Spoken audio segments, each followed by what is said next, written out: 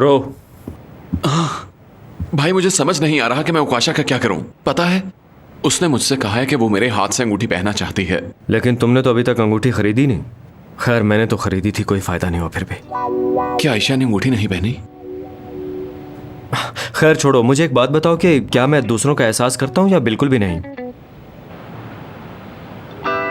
बिल्कुल करते हो भाई, तुम सबका ख्याल रखते हो और सबको साथ लेके चलते हो, मगर हर किसी का जाहिर करने का अंदाज थोड़ा मुनफरिद होता है, जैसे कि तुम्हारा है भाई। मैं भी ऐसा ही सोच रहा था कि मैं एक रहमदिल इंसान हूँ। अच्छा भाई, एक बात तुम मुझे सच सच बताओ भाई, तुम्हें लगता है मैं शादी के लिए तैयार हूँ क्या? हाँ देखो भाई, शादी के लिए हर कोई तैयार होता है, पर इसके लिए तैयारी ही काफी नहीं है। असल मसला सब मसाइल को हल करना होता है, जो कि चाहे इंसान जितनी मर्जी कोशिश कर ले, खत्म होने में आते ही नहीं है मनहूस कहेंगे। यार मैं तुमसे अपने बारे में बात कर रहा था। मेरे ख्याल से मुझे उकाशा के साथ शादी के लिए इतनी जल्दी नहीं करनी चाहिए। मेरे ख्याल से इतना बड़ा फैसला थोड़ा सोच समझ कर करना चाहिए, बस इसीलिए परेशान हूँ मैं भाई। क्या करूं? देखो यार, अगर तुमने सोच लिया कि तुम शादी करना चाहते हो तो करो और किस्सा खत्म करो। डरता हूँ मैं। डरना अच्छा है, डर अच्छी चीज है, वरना कल को तुम्हें भी सफर कहा जाएगा। हाँ बिल्कुल ठीक कहा, इसीलिए तो मैं अभी तक शादी नहीं करवा रहा भाई। मैंने भी तो सोचा नहीं था, फिर क्या हुआ, शादी होगी ना। और जब शादी हो गई तो मेरी बीवी कहती है कि मुझ में एहसास नहीं है। अफसोस है। मैं समझ गया भाई, जानता हूँ मुझे क्या कहना है। तुम वैसे इंसान बिल्कुल नहीं हो जैसा कि तुम्हें समझा जा रहा है। तुम दूसरों का एहसास करने वाले इंसान हो। हाँ शुक्रिया दोस्त, शुक्रिया। लेकिन बात खत्म नहीं होती यहाँ। मुझे कोई वाकया याद करना होगा, कुछ ऐसा जिससे साबित हो जाए कि मैं एहसासमंद आदमी हूँ।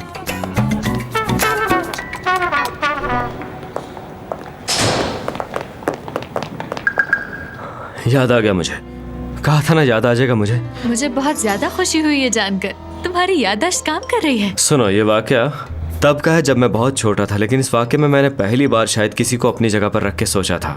यानी ये सलाहियत बचपन से ही मेरे अंदर थी, यू नो। चलो अब बता भी दो। हाँ ठीक है, अब सुनो। मुझे सैंडविचेस बहुत पसंद थे, अब भी हैं, उस जमाने में और ज्यादा थे। तो तब मैंने कबूतर को देखा। उस दिन बहुत सर्दी थी, तो मैंने उसके बारे में सोचा कि इस बेचारे को इतनी सर्दी में कुछ भी नहीं मिला होगा, इसे कुछ खाने को दूं मैं। तो मैंने सैंडविच का टुकड़ा उसे डाला खाने के लिए, और उसने प्यार भरी नजरों से मुझे देखा। इससे क्या साबित होता है कि मैं बचपन से ही रहमदिल हूँ और मैं दूसरों को अपनी जगह रख के सोचता भी हूँ। कैसा है? हाँ कोशिश अच्छी थी करीम, मगर तुम इससे बेहतर मिसाल भी दे सकते थे। शायद कोई ऐसी मिसाल जिसमें तुमने मेरा एहसास किया हो।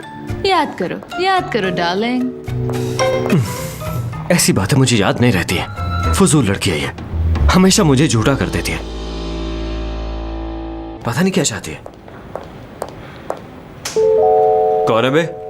कौन हूँ मैं? मुझे कैसे पता? यकीन नहीं आता तुम मुझको इतनी जल्दी भूल गए करीम। तुम यहाँ पे क्या कर रही हो? न्यू ईयर पार्टी के लिए आए हूँ। हम बहुत एंजॉय करेंगे जैसे हमने पिछले साल किया था, और इस बार तुम मुझसे जान छुड़वा कर नहीं जा सकते, याद रखना। करीम, पिछले साल का वाकया याद है ना? पिछले साल से अब तक बहुत कुछ बदल चुका है, तुम जानोगी तो हैरान रह जाओगी। हाँ, देखकर लगता तो नहीं कि तुम चेंज हो गए हो। आज भी तुम उतने ही हैंडसम लगते हो। हैंडसम हो अब भी, बहुत ज्यादा। हाँ, पर अब मैं एक शादीशुदा इंसान हो चुका हूँ और मेरी बीवी भी इसी ऑफिस में काम करती है, तो इसलिए अच्छा होगा कि तुम मेरे लिए कोई मुसीबत खड़ी ना करो। जाओ। अच्छा तो ये बात है, लेकिन पार्टी तो होगी ना?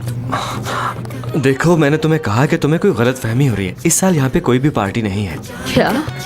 तुमने खामखा चक्कर लगाया। करीम, मैं था। तुम्हें थकावट भी होगी। आओ चले यहाँ। लेकिन करीम, आई एम श्योर तुम्हें और भी बहुत से काम होंगे।